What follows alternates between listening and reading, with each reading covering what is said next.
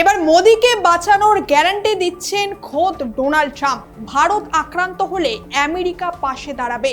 PM মোদিকে বিরাট প্রতিশ্রুতি ট্রাম্পের। তবে হঠাৎ কেন ভারতের প্রতি এমন বন্ধুত্ব প্রীতি ট্রাম্পের? নাকি ভারতকে ফাঁদে ফেলার এটা কোনো নতুন মার্কিন চাল? ট্রাম্পের প্রশংসার আড়ালে লুকিয়ে রয়েছে আমেরিকার কোন আসল রূপ? কদিন আগেই মার্কিন হামলায় মৃত্যু হয় 3 ভারতীয় নাবিকের। তারপর আজ ট্রাম্পের মুখে ভারতের প্রতি এই ভালোবাসা আদেও কি হজম করা সম্ভব বলুন তো? অন্যদিকে ইন্দো প্যাসিফিক থেকে এবার বাদ পড়ছে ইন্দো শব্দটি, কিন্তু কেন? ফের ট্রাম্প খেলছেন ডাবল গেম। একদিকে পাকিস্তানকে দিচ্ছেন F-16 ফাইটার জেট, আবার অন্যদিকে ভারতকে বাঁচানোর প্রতিশ্রুতির নাটক বাস্তবে আদেও কতটা ধোপে টিকবে? আসুন এর একটা চুলচেরা বিশ্লেষণ করা যাক আজকের এই আলোচনায়। নমস্কার, আপনারা দেখছেন টক টিপ বাংলা। আপনাদের সঙ্গে আমি বৈশাখী। সম্প্রতি ফ্রান্সের G7 সম্মেলনের মঞ্চে ডোনাল্ড ট্রাম্প বুক ঠুকে বললেন, মোদি প্রধানমন্ত্রী থাকলে ভারতকে বাঁচাবে আমেরিকা। শুনতে খুব ভালো লাগছে, তাই না? তবে শত্রুর মিষ্টি কথায় এত সহজে গলে গেলে চলবে না ভারতকে। কারণ যে আমেরিকা ওমান উপকূলে আমাদের 3 জন নিরপরাধ ভারতীয় নাবিককে হত্যা করে স্রেফ দুঃখজনক বলে দায় সেরে ফেলে, যে আমেরিকা ভারতের ভুল মানচিত্র প্রকাশ করে আমাদের সার্বভৌমত্বকে আঘাত করে, আর যে ট্রাম্প পর্দার পিছনে পাকিস্তানের সেনাপ্রধানকে মাই ফেভারিট ফিল্ড মার্শাল বলে F-16 বিমানের ফান্ডিং করে দেন, তার মুখে এই ধরনের বন্ধুত্বের বুলি আর পিঠে ছুরির রাজনীতিকে গ্রহণ করা ভারতের জন্য মোটেই সুবিধাজনক হবে না। যদিও সম্প্রতি ফ্রান্সের প্যারিসে আয়োজিত G7 সম্মেলনের মঞ্চে আবারও বিশ্ব রাজনীতির নজর কাড়ল মোদি ট্রাম্পের রসায়ন। 2025 সালে ফেব্রুয়ারি মাসের পর এই প্রথম 2 রাষ্ট্রনেতা মুখোমুখি দ্বিপাক্ষিক বৈঠকে বসলেন। আর এই হাই প্রোফাইল বৈঠকের পরই মার্কিন প্রেসিডেন্ট ডোনাল্ড ট্রাম্প এক বিরাট ও বিস্ফোরক বয়ান দিয়েছেন। তার কথায়, মোদি যদি ভারতের নেতা বা প্রধানমন্ত্রী থাকেন এবং ভারতের ওপর কোনো আক্রমণ হয়, তাহলে সাহায্য করার জন্য আমরা সরাসরি ভারতের পাশে থাকব। যদি কেউ এই মানুষটিকে তথা নরেন্দ্র মোদীকে আক্রমণ করে, সেখানেও আমরা তার পাশে গিয়ে দাঁড়াবো।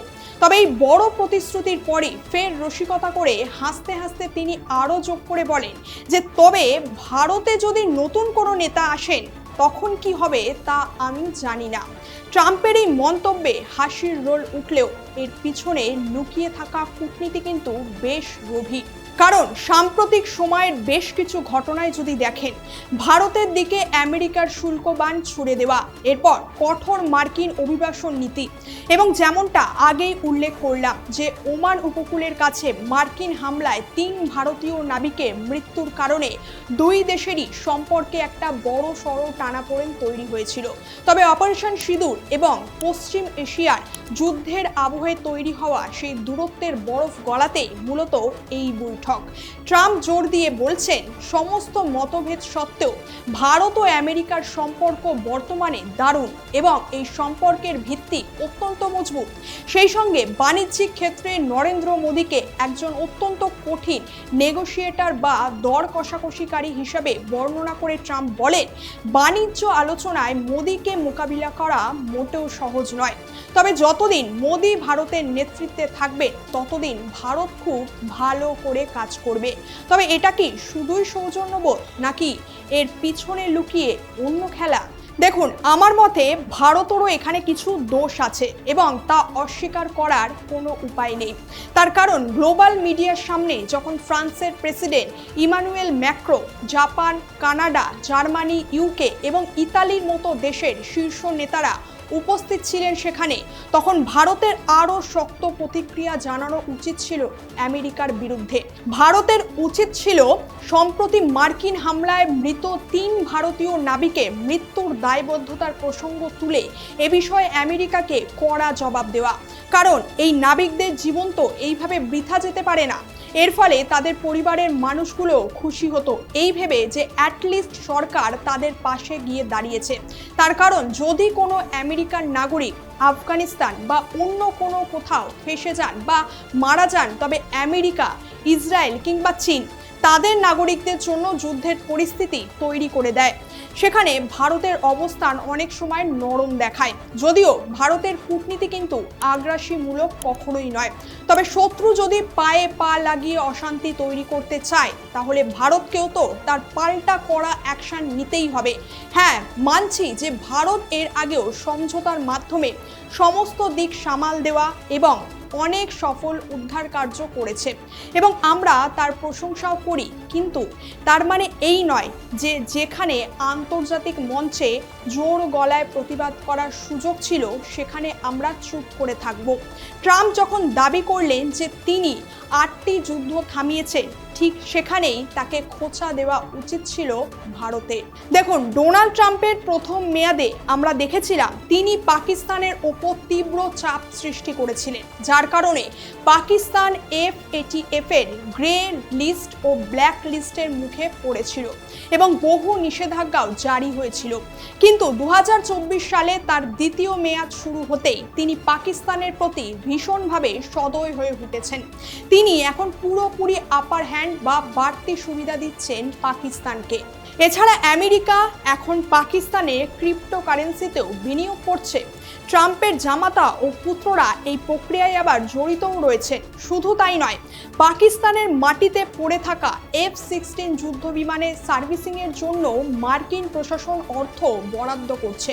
এরপর IMF এবং উপসাগরীয় দেশগুলোর মাধ্যমে ট্রাম্প পাকিস্তানকে প্রচুর পরিমাণে আর্থিক সাহায্য পাইয়ে দিচ্ছেন এবং পাকিস্তানের সেনাপ্রধান আসিম মুনিরকে আবার মাই ফেভারিট ফিল্ড মার্শাল বলেও সম্বোধন করছেন এই ডোনাল্ড ট্রাম্প।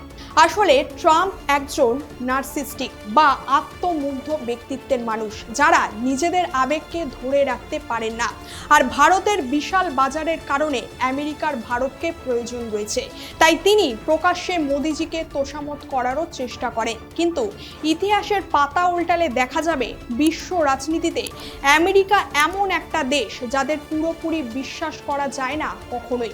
তারা সব সময় দ্বিচারিতা বা দ্বিমুখী নীতি নিয়েই চলে। 2004 সালের আগে পর্যন্ত আমেরিকা সবসময় ভারতের বিরুদ্ধে গিয়ে পাকিস্তানকে সব রকমভাবে সমর্থন জুগিয়ে এসেছে, কারণ পাকিস্তান নিজেদের স্বার্থ বিক্রি করতে প্রস্তুত ছিল আমেরিকার কাছে। এরই মধ্যে আমেরিকার এই দ্বিচারিতার সবচেয়ে বড় প্রমাণ পাওয়া গেল তাদের সামরিক কমান্ডের নাম পরিবর্তনের ক্ষেত্রেও। গত 8 বছর ধরে আমেরিকা ক্রমাগত ইন্দো প্যাসিফিক শব্দটি ব্যবহার করে আসছিল, কিন্তু হঠাৎ করে মার্কিন প্রশাসন তাদের US ইন্দো প্যাসিফিক কমান্ডের নাম থেকে ইন্দো শব্দটি বাদ দিয়ে এখন এটাকে শুধু US প্যাসিফিক কমান্ড বলে ঘোষণা করেছেন এবং মার্কিন সামরিক বাহিনী গোটা বিশ্বকে কয়েকটা আঞ্চলিক কমান্ডেও ভাগ করেছে, যেগুলোকে কমব্যাটেন্ট কমান্ড বলা হয়। যেমন 1 CENTCOM, এটি মূলত মিডল ইস্ট বা মধ্যপ্রাচ্য এবং পাকিস্তানকে কভার করে। 2 ইউরোপীয় কমান্ড ও আফ্রিকা কমান্ড এবং 3 প্যাসিফিক কমান্ড। এটা আমেরিকার সবচেয়ে পুরনো এবং বৃহত্তম সামরিক কমান্ড, যার সদর দপ্তর হাওয়াইতে অবস্থিত। পৃথিবীর প্রায় অর্ধেক অংশ এবং প্রায় 3,75,000 সামরিক কর্মী এই কমান্ডের আওতায় পড়ে, যা মার্কিন উপকূল থেকে ভারত মহাসাগর পর্যন্ত বিস্তৃত। এ বিষয়ে পেন্টাগন জানিয়েছে যে 1947 থেকে 2018 সাল পর্যন্ত এটার নাম US প্যাসিফিক কমান্ডই ছিল। 2018 সালে ট্রাম্পের প্রথম শাসনকালে তৎকালীন প্রতিরক্ষা সচিব জেমস ম্যাটিস ভারতের ক্রমবর্ধমান উত্থান, ভারত মহাসাগরের কৌশলগত গুরুত্ব এবং দক্ষিণ চীন সাগরে চীনের আগ্রাসনকে প্রতিহত করতে এই অঞ্চলে ভারতকে প্রধান নিরাপত্তা অংশীদার বানাতে ইন্দো শব্দটি যুক্ত করেছিলেন। যখন পেন্টাগন বলছে এটা কেবল তাদের ঐতিহাসিক নামের প্রশাসনিক পুনরুদ্ধার এবং এতে সামরিক মিশন, ভৌগোলিক সীমানা বা দ্বিপাক্ষিক চুক্তিতে কোনো বদল আসবে না। কিন্তু এখন পেন্টাগন বলছে এটা কেবল তাদের ঐতিহাসিক নামের প্রশাসনিক পুনরুদ্ধার এবং এতে সামরিক মিশন, ভৌগোলিক সীমানা বা দ্বিপাক্ষিক চুক্তিতে কোনো বদল আসবে না। কিন্তু কূটনীতিতে প্রতীক চিহ্ন কিন্তু অত্যন্ত গুরুত্বপূর্ণ।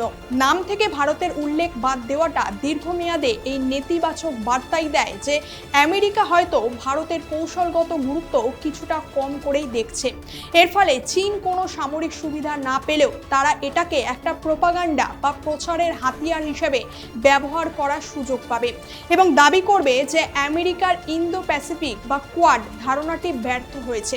শুধু তাই নয়, আমেরিকার প্রকাশিত সাম্প্রতিক রিপোর্টে ভারতের একটা ভুল ও বিতর্কিত মানচিত্র ব্যবহার করা হয়েছে, যেখানে পাক অধিকৃত কাশ্মীর তথা পিওকে ও আকসাই চীনকে ভুলভাবে দেখানো হয়েছে, যা ভারতের অখণ্ডতা ও সার্বভৌমত্বের দিক থেকে অত্যন্ত সংবেদনশীল একটা বিষয়। এখন প্রশ্ন হলো, ট্রাম্প যে ভারতকে বাঁচানোর দাবি করছেন, সামরিক দিক থেকে ভারতের কি আসলেই আমেরিকার কোনো সাহায্যের প্রয়োজন আছে? পুরনো ইতিহাস এবং বর্তমান পরিসংখ্যান কিন্তু অন্য কথা বলছে। আমেরিকা নিজে সরাসরি জড়িয়ে থাকা কটা যুদ্ধে জয়লাভ করেছে বলুন তো? দ্বিতীয় বিশ্বযুদ্ধের পর ভিয়েতনাম যুদ্ধে আমেরিকা 20 বছর লড়াই করেও হেরে গিয়েছিল। এরপর ইরাক ও আফগানিস্তানে 20 বছর কাটিয়েও তারা শেষমেশ পালিয়ে গেল এবং গোটা মধ্যপ্রাচ্য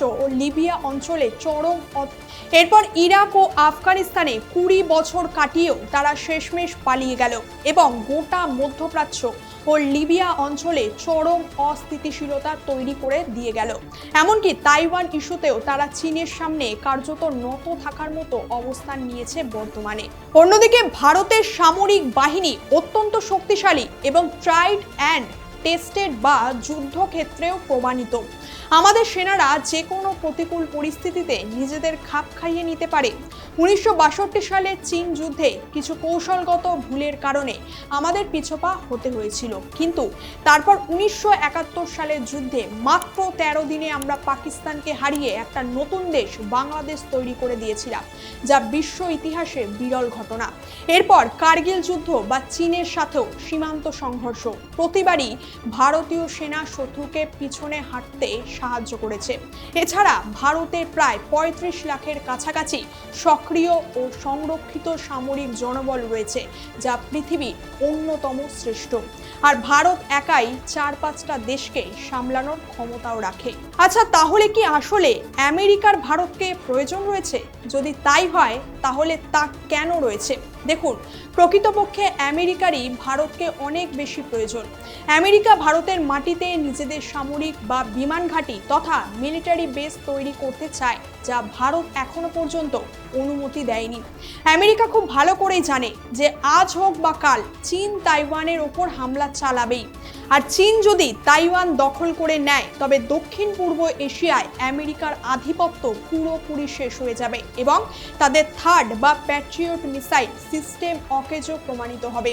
সেই সময় দূর সমুদ্রে চীনের বিরুদ্ধে লড়াই করতে এবং নিজেদের যুদ্ধ বিমানে জ্বালানি ভরার জন্য আমেরিকার ভারতীয় বিমানী ঘাঁটির অত্যন্ত প্রয়োজন পড়বে সেই সময়।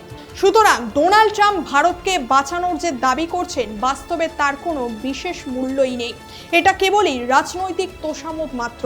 ভারতের উচিত এই ধরনের আন্তর্জাতিক মঞ্চে আমাদের নাবিকদের মৃত্যুর বিষয়ে এবং ভুল মানচিত্রের বিষয়ে আমেরিকাকে কড়া ভাষায় জবাব দেওয়া, যাতে তারাও বুঝতে পারে যে ভারত কোনো শক্তির সামনে মাথা নোয়ায় না সহজে। কি বলবেন এই বিষয়ে? আপনার মতামত অবশ্যই কমেন্ট করে জানাবেন। আর ভিডিওটা ভালো লাগলে একটা লাইক এবং শেয়ার করে দেবেন। দেখা হচ্ছে পরের ভিডিওতে। ভালো থাকবেন এবং চোখ রাখবেন টকটিভ বাংলায়। ধন্যবাদ।